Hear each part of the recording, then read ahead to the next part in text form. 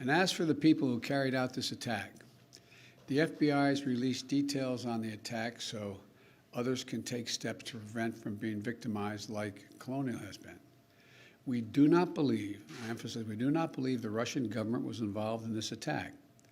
But we do have strong reason to believe that the criminals who did the attack are living in Russia. That's where it came from. We're from Russia.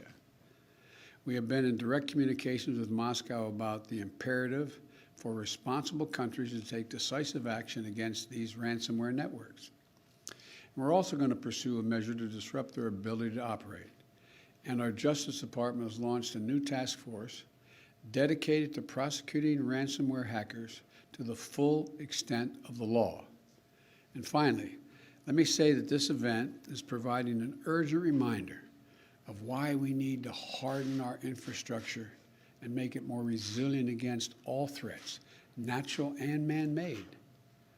My administration is continuing to safeguard our critical infrastructure, the majority of which is privately owned and managed, like Colonial Pipeline.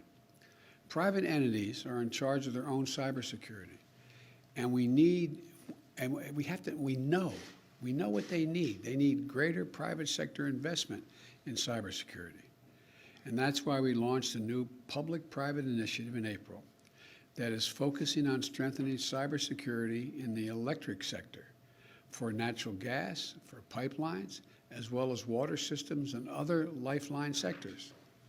And last night, I signed an executive order to improve the nation's cybersecurity. It calls for federal agencies to work more closely with the private sector to share information, strengthen cybersecurity practices, and deploy technologies that increase reliance against cyber attacks. It outlines innovative ways the government will drive to deliver security and software, using federal buying power to jumpstart the market and improve the products that all Americans use. To assist in this urgent work of protecting our nation against cyber attacks, I'm calling on the United States Senate to move quickly to confirm Chris Inglis as our National Cyber Director and Jen Easterly to be the Director of Cybersecurity and Infrastructure Security Agency at the Department of Homeland Security. In America, we've seen critical infrastructure taken offline by floods, fires, storms, and criminal hackers. In Texas last month, we saw what happens when storms hit power systems that aren't fully modernized or ready for the threats of extreme weather with tragic results. Now we're seeing the effect of criminal hackers with gas lines throughout the the southeast. And we're in a competition with China and the rest of the world to win the 21st century economically. And we're not going to win it in competing with an infrastructure that is out of the 20th century. We need a modern infrastructure. My American Jobs Plan includes transformative investments in modernizing and securing our critical infrastructure. Later this afternoon, I'll be meeting with Republican senators to discuss ways we can move forward on modernizing the infrastructure we have today and building the infrastructure we need for tomorrow.